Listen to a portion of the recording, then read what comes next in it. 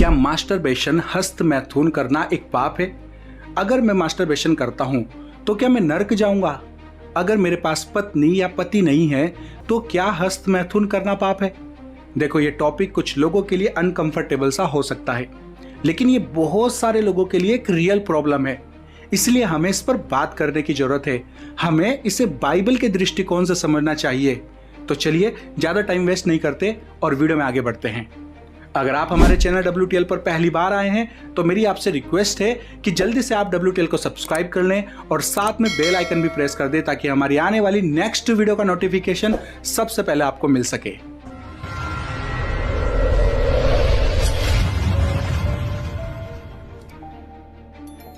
Masturbation करना पाप है या नहीं? बाइबल मास्टरबेशन हस्त मैथुन के बारे में स्पेशली कुछ नहीं कहती, लेकिन बाइबल हमें बताती है कि किसी भी चीज को विश्वास के बिना करना गलत है। रोमियो अध्याय 14 उसके 23 में लिखा है, क्योंकि जो कुछ विश्वास से नहीं होता वह पाप है। देखिए, बाइबल में कई चीजों के बारे में स्पेशली यह नहीं कहा गया है कि यह पाप है या नहीं, लेकिन हम जानते हैं कि वे गलत है। फॉर एग्जाम्पल, कोकीन ड्रग्स का यूज करना या घटिया किस्म का म्यूजिक सुनना, ये पाप ही है, लेकिन बाइबल में डायरेक्टली इनके बारे में नहीं लिखा है। जब आप कुछ गलत करते हैं तो पवित्र आत्मा आपको पाप के लिए दोषी ठहराएगा। अगर आप एक सच्चे फिर से जन्मे मसीह विश्वासी हैं तो पवित्र आत्मा आपको यह एहसास कराएगा। तो क्या मास्टरबेशन करना पाप है? चलिए आगे देखते हैं। एक फिर से जन्मे मसीह के रूप में जो कुछ भी आप करते हैं वह परमेश्वर के लिए और उसकी महिमा के लिए होना चाहिए। पहला कुरिन्थियों अध्याय 10 उसके 31 में लिखा है, सो तुम चाहे खाओ चाहे पियो चाहे जो कुछ करो, सब कुछ परमेश्वर की महिमा के लिए करो। आप जानते हैं कि लस्ट, कामुकता पाप है, इसलिए आपको केवल हस्त मैथुन की चिंता नहीं करनी चाहिए, बल्कि यह भी देखना चाहिए कि जब आप इसे करना चाहते हैं तो आपके दिमाग में क्या चल रहा है, आपको मास्टरबेशन की ओर सबसे पहले क्या ले जाता है, यह समझना जरूरी है। मेडिकली मास्टरबेशन बैचलर्स के लिए तो हानिकारक है ही, लेकिन ये शादीशुदा जीवन में भी खतरनाक हो सकता है, क्योंकि कुछ लोगों के लिए अपनी पत्नी के साथ इंटीमेट टाइम बिताने की बजाय तेज और आसान तरीका चुनना ज्यादा सरल होता है। पति पत्नी में अक्सर मनमुटाव हो जाता है और ये कारण बन जाता है आसान तरीका चुनने का, मास्टरबेशन का। देखिए, समस्या मास्टरबेशन के साथ नहीं जुड़ी है, समस्या जुड़ी है मास्टरबेशन की प्रक्रिया के साथ। अब ज्यादातर लोगों के लिए मास्टरबेशन एंड पोर्नोग्राफी आमतौर पर एक साथ चलते हैं। कुछ लोग मुझसे पूछते हैं कि ब्रदर, मास्टरबेशन करना पाप है क्या? बाइबल इस बारे में क्या कहती है? मैं मास्टरबेशन करना कैसे छोड़ूं? और ज्यादातर सवाल मास्टरबेशन के चारों तरफ घूमते रहते हैं। फिर मैं उनसे पूछता हूं कि आपका सवाल मास्टरबेशन के लिए है या फिर आप पोर्न वीडियो देखने की लत से जूझ रहे हैं? क्या आप अश्लील फोटो या वीडियोस देखने की समस्या से परेशान हैं? तब जाकर वो सही सवाल पर शिफ्ट होते हैं। देखिए, मास्टरबेशन जुड़ा है अश्लील क्रियाकलापों के साथ, बिना उसके मास्टरबेशन महत्व नहीं रखता है। तो सही सवाल ये कभी भी नहीं है कि मैं मास्टरबेशन करना कैसे छोड़ूं या क्या मास्टरबेशन करना एक पाप है। सही सवाल यह है कि क्या अश्लील वीडियो और फोटो देखना पाप है और मैं पोर्न वीडियोस को देखना कैसे छोड़ सकता हूं, राइट? ध्यान से समझिए, बिना अश्लील क्रियाकलापों के आपकी बॉडी में सिर्फ एक समस्या हो सकती है और वो है नाइट फॉल, स्वप्न दोष की। और मैं आपको बता दूं, स्वप्न दोष एक नेचुरल फिनोमिना है और नाइट फॉल पाप नहीं है। नाइट फॉल का होना नेचुरल है जब आप अपनी टीनेज में होते हैं। यह आमतौर पर 1 महीने में 1 से 2 बार नेचुरली हो सकता है या हो जाता है। पर क्योंकि मसीह विश्वासी, खासकर यंगस्टर, जब उनको ऐसा होता है तो जानकारी की कमी के कारण वो नाइट फॉल को भी पाप समझ लेते हैं और फिर नेक्स्ट डे से उनका मन ना तो प्रार्थना में लगता है और ना ही उनका चर्च जाने का मन करता है।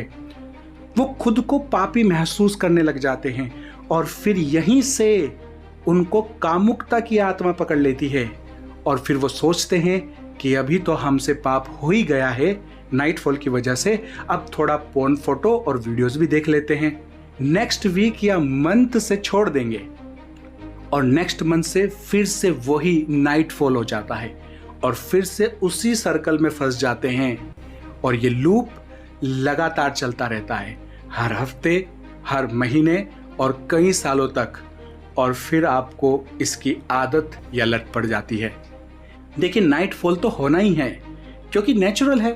प्राकृतिक रूप से एक इंसान 12 साल की उम्र में बच्चे पैदा करने के लिए शारीरिक रूप से तैयार हो चुका होता है, लेकिन शादी होती है कहीं 18 साल के बाद, तो तब तक नाइटफॉल होना नेचुरल है और होगा ही। तो सबसे पहले ये समझना जरूरी है कि nightfall is not masturbation, okay, and nightfall is not a sin. Nightfall हो जाने के बाद जब आप गिल्टी महसूस करते हैं और फिर आप सोचते हैं कि अभी तो हो ही गया है, तो क्यों ना अब पोर्न वीडियो भी देख ही लेते हैं, और फिर दोबारा से जब आप मास्टरबेशन करते हैं तब आप इस पाप के चक्रव्यूह में फंस जाते हैं। अब हमारा सवाल बिल्कुल स्पष्ट है कि मास्टरबेशन पाप है या नहीं। मास्टरबेशन क्योंकि बिना अश्लील क्रियाकलापों के मतलब नहीं रखता है, तो मास्टरबेशन के साथ सीधे तौर पर डायरेक्टली या इनडायरेक्टली पोर्नोग्राफी जुड़ा है। तो अब ये चिंता का विषय बन जाता है। Fight the new drug organisation के अनुसार मई 2023 तक पोर्न साइट्स को इंडिया में ट्विटर, इंस्टाग्राम, नेटफ्लिक्स, पिंटरेस्ट और लिंक्डइन से भी ज्यादा वेबसाइट ट्रैफिक मिलता है। ये एक बहुत बड़ी समस्या है, ना केवल इंडिया में बल्कि पूरी दुनिया में। एक हालिया रिपोर्ट के अनुसार 75% माता पिता का मानना था कि उनके बच्चों ने कभी पोर्न नहीं देखा, लेकिन उन बच्चों में से 53% ने रिपोर्ट किया कि उन्होंने वास्तव में पोर्न देखा है और देखते हैं। ये एक वर्ल्ड वाइड प्रॉब्लम है। यह अनुमानित $97 अरब का उद्योग है, जिसमें से लगभग $32 अरब इंडिया से आता है। घरेलू नाबालिग तस्करी पीड़ितों में से जिन्हें पोर्न फिल्मों के लिए मजबूर किया गया था, उनके फिल्माए जाने की औसत उम्र 12 साल की थी। ये बहुत ही दुखद है। न केवल आप पोर्न देखकर कामुक होकर और शायद हस्त मैथुन करके पाप कर रहे हैं, बल्कि आप इन सेक्स तस्करों की इस पोर्न बिजनेस को बढ़ाने में मदद कर रहे हैं। आप उनको प्रॉफिट दे रहे हैं। अब सुनिए कि यीशु मसीह क्या कहते हैं।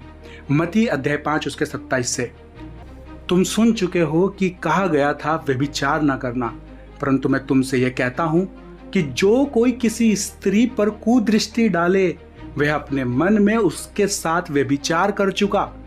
यदि तेरी दाहिनी आंख तुझे ठोकर खिलाए तो उसे निकालकर अपने पास से फेंक दे, क्योंकि तेरे लिए यही भला है कि तेरे अंगों में से एक नाश हो जाए और तेरा सारा शरीर नरक में न डाला जाए।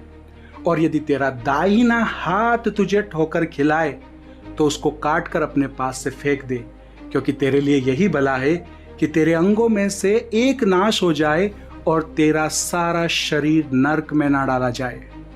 इसीलिए हमें न केवल अपने कार्यों पर ध्यान देना चाहिए, बल्कि अपने विचारों पर भी ध्यान देना चाहिए। पोर्नोग्राफी और हस्त मैथुन के नुकसान को समझना महत्वपूर्ण है और इनसे दूर रहना चाहिए, क्योंकि ये चीजें न केवल हमारे आध्यात्मिक जीवन को नुकसान पहुंचाती है, बल्कि समाज और अन्य लोगों को भी प्रभावित करती हैं। लस्ट, कामुकता अधिकांश लोगों के लिए, यहाँ तक कि मसीह विश्वासियों के लिए भी एक बड़ी समस्या है, क्योंकि हमारे अंदर अभी भी वह पापी शारीरिक स्वभाव है। लस्ट सबसे मैच्योर मसीह को भी गिरा सकती है।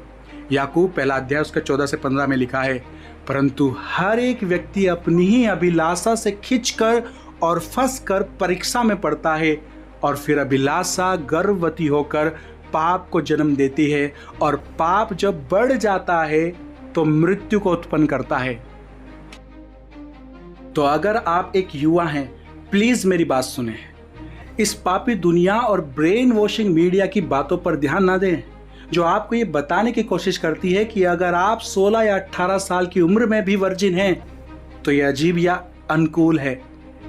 वे आपको ये बताने की कोशिश करते हैं कि जितना चाहे उतना पोर्न देखो और जितना चाहे उतना सेक्स करना बहुत कूल है। इन सब के लिए मीडिया, फिल्में और गाने आपको कंट्रोल करते हैं। इस धोखे में मत फंसिए। हजारों जीवन इस झूठ के कारण बर्बाद हो चुके हैं। इस चेतावनी को सुनिए। नीति वचन अध्याय 6 उसका 32 कहता है, जो पर स्त्रीगामी करता है वह निर्बुद्धि है, जो ऐसा करता है वह अपने ही प्राण का सत्यानाश करता है। और पहला कुरिन्थियों अध्याय 6 उसके 18 में लिखा है, व्यभिचार से बचे रहो, प्रत्येक अन्य पाप जो मनुष्य करता है वह देह के बाहर होता है, परंतु जो व्यभिचार करता है वह अपनी ही देह के विरुद्ध पाप करता है। सोचिए क्या फायदा होगा अगर आप पाप में, विशेषकर यौन पाप में जीवन बिताते हैं और इस छोटे और अस्थायी संसार में इसकी चिंता नहीं करते, लेकिन अंत में अपनी आत्मा को हमेशा के लिए खो देते हैं। ये मत करो, पाप के साथ खेल मत करो। अगर आप ऐसा करते हैं तो आप परमेश्वर के राज्य के वारिस नहीं बन पाएंगे। पहला कुरिन्थियों अध्याय 6 उसका 9 से 10। क्या तुम नहीं जानते कि अन्यायी लोग परमेश्वर के राज्य के वारिस ना होंगे? धोखा ना खाओ, ना वेश्यागामी, ना मूर्ति पूजक, ना परस्त्रीगामी, ना लुच्चे, ना पुरुषगामी, ना चोर, ना लोभी, ना पियक्कड़, ना गाली देने वाले और ना अंधेर करने वाले परमेश्वर के राज्य के वारिस होंगे। और ये मैं अपने आप से नहीं कह रहा हूँ, ये परमेश्वर के वचन हैं। और अगर आप विवाहित हैं तो कृपया बहुत ध्यान से सुनिए। दूसरी ओर की घास हरी नहीं है, बस ऐसा महसूस और दिखाई देता है। यह परीक्षा है। इस चेतावनी को सुनिए। नीति वचन अध्याय 6 उसका 23 से 33 में लिखा है, आज्ञा तो दीपक है और शिक्षा ज्योति, और अनुशासन के लिए दी जाने वाली डांट जीवन का मार्ग है। वे तुझको अनैतिक स्त्री से और व्यभिचारिणी की चिकनी चुपड़ी बातों से बचाएगी। उसकी सुंदरता देखकर अपने मन में उसकी अभिलाषा ना कर, वह तुझे अपने कटाक्ष से फंसाने ना पाए, क्योंकि वेश्यागमन के कारण मनुष्य रोटी के टुकड़ों का भिखारी हो जाता है, परंतु व्यभिचारिणी अनमोल जीवन का आहर कर लेती है। क्या हो सकता है कि कोई अपनी छाती पर आग रख ले और उसके कपड़े ना जले? क्या हो सकता है कि कोई अंगारे पर चले और उसके पांव न झुलसे? जो पराई स्त्री के पास जाता है उसकी दशा ऐसी ही है। वरन जो कोई उसको छुएगा वह दंड से ना बचेगा।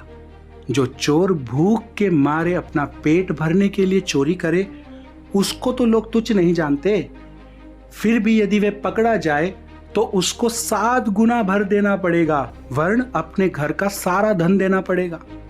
जो पर स्त्री गमन करता है वह निर्बुद्धि है। जो ऐसा करता है वह अपने प्राण को नाश करता है। उसको घायल और अपमानित होना पड़ेगा और उसकी नामधराई कभी नहीं मिटेगी। विवाह परमेश्वर के लिए विशेष है, उन्होंने इसे बनाया है। और जब आपने विवाह किया तो आपने अपनी पत्नी, अपने पति और परमेश्वर के सामने खड़े होकर यह वचन दिया है कि आप हमेशा उस एक व्यक्ति के साथ रहेंगे। इसलिए इस वचन को निभाएं। बहुत से विवाह यौन पाप के कारण नष्ट हो जाते हैं और ये बहुत दुखद है, विशेष रूप से जब इसमें बच्चे शामिल होते हैं जिन्हें अब तलाकशुदा माता पिता के साथ बड़ा होना पड़ता है। विवाह में सेक्स अच्छा है, इसमें कुछ भी गलत नहीं है। परमेश्वर ने इसे विवाह के भीतर बनाया है, बाहर नहीं। इसलिए याद रखें, दूसरी ओर की घास हरी नहीं है, ये केवल परीक्षा है। अपने पति से प्रेम करें, अपनी पत्नी से प्रेम करें। इब्रानियों अध्याय 13 उसके 4 में लिखा है, विवाह सब में आदर की बात समझी जाए और विवाह का बिछोना निष्कलंक रहे, क्योंकि परमेश्वर व्यभिचारियों और परस्त्रीगामियों का न्याय करेगा। तो क्या मास्टरबेशन करना एक पाप है? हाँ, बिल्कुल यह है। अगर आप किसी और स्त्री या पुरुष को सोचकर या देखकर वासना से ऐसा करते हैं तो आपने पहले ही अपने मन में उसके साथ व्यभिचार कर लिया है। अगर पत्नी या पति रेगुलर रिलेशन बनाने ना दे तो क्या तब भी मास्टरबेशन करना पाप है?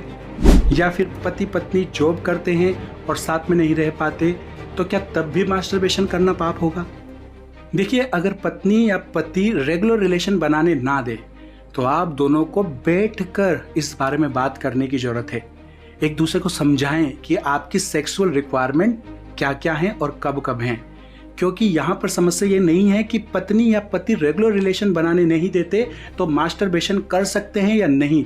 समस्या ये है कि ऐसे में पति पत्नी एक दूसरे के विरोध में पाप कर रहे हैं। पत्नी अपने मूड का बहाना लेकर अपने पति को भूखा नहीं छोड़ सकती। ये अपने पत्नी के विरुद्ध उस पत्नी का पाप होगा जिसका उसको दाम चुकाना पड़ सकता है। और ऐसे ही पति अपनी जॉब या थकान का बहाना लेकर पत्नी के विरुद्ध पाप नहीं कर सकता। This is wrong. पति पत्नी एक तन है और एक जवाबदेह हैं। और अगर पति पत्नी जॉब करते हैं और साथ में नहीं रह पाते तो वो फोन सेक्स का सहारा ले सकते हैं और फोन पर एक साथ मास्टरबेशन कर सकते हैं। लेकिन ये इंटरनेट की दुनिया में बहुत ही हानिकारक हो सकता है, जिसमें आपकी पर्सनल चीजें लीक हो सकती हैं और आपको बदनामी का सामना करना पड़ सकता है और भी बहुत कुछ। अच्छा होगा ऐसे पति पत्नी अपनी जॉब को मैनेज करने की कोशिश करें और हफ्ते में या 15 दिन में जॉब से छुट्टी लेकर एक अच्छा टाइम साथ में बिताएं। देखिए, बहाने बनाकर पाप करने से अच्छा है समाधान निकालकर पाप से दूर रहना। और फिर ये ना भूलें कि समाधान निकालने में परमेश्वर आपकी मदद करता है। बहाने मारकर मास्टरबेशन करने वाले इसको ध्यान से पढ़ें। नीति वचन अध्याय 6 उसका 30 से 31। जो चोर भूख के मारे अपना पेट भरने के लिए चोरी करे उसको तो लोग तुच्छ नहीं जानते, फिर भी यदि वे पकड़ा जाए तो उसको 7 गुना भर देना पड़ेगा, वरन अपने घर का सारा धन देना पड़ेगा। आप परमेश्वर का मंदिर हैं और अगर आप ऐसा करते हैं तो आप ऐसा करके परमेश्वर के सम्मान के लिए नहीं कर रहे हैं। ऐसा करके आप परमेश्वर का आदर तो नहीं कर रहे हैं ना। पहला कुरिन्थियों अध्याय 6 उसका 13 से। परंतु देह व्यभिचार के लिए नहीं वरन प्रभु के लिए और प्रभु देह के लिए है। और परमेश्वर ने अपनी सामर्थ से प्रभु को जिलाया और हमें भी जिलाएगा। क्या तुम नहीं जानते कि तुम्हारी देह मसीह के अंग हैं? तो क्या मैं मसीह के अंग लेकर उन्हें वेश्या के अंग बनाऊं? कदापि नहीं। क्या तुम नहीं जानते कि जो कोई वेश्या से संगति करता है वह उसके साथ एक तन हो जाता है, क्योंकि लिखा है वे दोनों एक तन होंगे। और जो प्रभु की संगति में रहता है वह उसके साथ एक आत्मा हो जाता है। व्यभिचार से बचे रहो। जितने और पाप मनुष्य करता है वे देह के बाहर है, परंतु व्यभिचार करने वाला अपनी ही देह के विरुद्ध पाप करता है। क्या तुम नहीं जानते कि तुम्हारी देह पवित्र आत्मा का मंदिर है जो तुम में बसा हुआ है और तुम्हें परमेश्वर की ओर से मिला है, और तुम अपने नहीं हो क्योंकि दाम लेकर मोल लिए गए हो। इसलिए अपनी देह के द्वारा परमेश्वर की महिमा करो। और आप जानते हैं कि अगर आप पवित्र आत्मा के साथ जीवन जीते हैं तब हमारे पास सेल्फ कंट्रोल होता है। मैंने अपनी कई सारी लाइव वीडियोस में इस बारे में कई बार समझाया है। और मास्टरबेशन आप में सेल्फ कंट्रोल की कमी का प्रतीक है। और गलातियों अध्याय 5 उसका 22-23 में हम ये जानते भी हैं कि आत्मा का फल है संयम। हम में से प्रत्येक के अंदर एक पापी स्वभाव है और ये बहुत से लोगों के लिए हर दिन एक लड़ाई है। यह आत्मा और शरीर के बीच में एक लड़ाई है। और यदि आप किसी भी प्रकार के यौन पाप से सामना करते हैं तो बस परमेश्वर के पास आइए, उससे क्षमा मांगे और उससे आपकी सहायता के लिए प्रार्थना करें, और वह आपके गुनाहों को माफ करने और हमें सभी अधर्म से शुद्ध करने के लिए विश्वास योग्य और न्यायबद्ध है। पहला यूहन्ना अध्याय 1 उसका 9। यदि हम अपने पापों को मान लें तो वह हमारे सारे पापों को क्षमा करने और हमें सब अधर्म से शुद्ध करने में विश्वास योग्य और धर्मी है। यह एक युद्ध होगा और आपके जीवन के अंत तक यह युद्ध चलता रहेगा, लेकिन आपको यह करना है, आपको इससे लड़ना है। और यदि आप आत्मा में लड़ते हैं तो आप अपनी भौतिक इच्छाओं को परास्त कर लेंगे। हम परमेश्वर के बच्चे हैं, हम अलग होते हैं, हम दुनिया के बाकी गैर विश्वासियों से अलग होते हैं। बाहर दुनिया में लोग कहते हैं करो जो मन करे, जो चाहता है, जो अच्छा लगता है वो करो। पर अगर तुम ऐसे ही जीते रहो तो फिर तुम्हारे और जानवरों के बीच में क्या अंतर है? क्योंकि दोनों अपनी भावनाओं द्वारा प्रेरित होते हैं, बस उनकी मन की इच्छाओं के अनुसार वे अपनी इच्छाओं द्वारा नियंत्रित होते हैं। नहीं, पुनर्जन्म लिया हुआ मसीह विश्वासी एक नई सृष्टि है, और यदि वह आत्मा के माध्यम से जीतता है तो वह पाप को परास्त कर देगा। गलातियों अध्याय 5 उसके 16 से। मैं कहता हूँ आत्मा के आधार पर चलो तो तुम शरीर की इच्छाओं को पूरा नहीं करोगे। परमेश्वर तुमसे प्यार करता है और वे चाहता है कि तुम पवित्रता के लिए जीवन जियो, ना कि पाप में जीवन जियो या अपनी शारीरिक प्रकृति द्वारा नियंत्रित किए जाओ। इसीलिए जानवरों से अलग परमेश्वर ने आपको आत्मा के साथ बनाया है। तुम्हें परमेश्वर के साथ, आत्मा के साथ अंत तक दौड़ना है। और अगर तुम ऐसा करते हो, यदि तुम अंत तक पहुंचते हो, तो तुम अनंत जीवन का ताज प्राप्त करोगे। इब्रानियों 12:1 कहता है, इस कारण जबकि गवाहों का ऐसा बड़ा बादल हमको घेरे हुए है, तो भी आओ हम एक रोकने वाली वस्तु और उलझाने वाले पाप को दूर करके वह दौड़ जिसमें हमें दौड़ना है, धीरज से दौड़े और विश्वास के कर्ता और सिद्ध करने वाले यीशु की ओर ताकते रहें, जिसने उस आनंद के लिए जो उसके आगे धरा था, लज्जा की कोई चिंता ना करके क्रूस का दुख सहा और सिंहासन पर परमेश्वर के दाहिने ओर जा बैठा। इस वीडियो के पार्ट 2 में हम बात करने वाले हैं पोर्न वीडियो देखने की आदत से कैसे छुटकारा पाएं, कैसे परमेश्वर ने मुझे इस आदत से बाहर निकाला, किन पॉइंट्स को अपने जीवन में इम्प्लीमेंट करके हम इस समस्या से हमेशा के लिए छुटकारा पा सकते हैं। तो जुड़े रहे हमारे साथ WTL में। और अगर अभी तक भी आपने WTL को सब्सक्राइब नहीं किया है तो मेरी आपसे रिक्वेस्ट है, जल्दी से आप WTL को सब्सक्राइब कर ले और साथ में बेल आइकन भी प्रेस कर दे, ताकि हमारे आने वाली नेक्स्ट वीडियो का नोटिफिकेशन सबसे पहले आपको मिल सके। तब तक के लिए thank you, God bless you, stay tuned, stay blessed. He the truth, the way to life. He the truth, the way to life. Who you thought? Jesus Christ. He the truth, the way to life. He the truth, the way to life. Who you thought? Jesus Christ. He the truth, the way to life. He the truth, the way to life. Jesus Christ. He the truth, the way to life. He the truth, the way to life.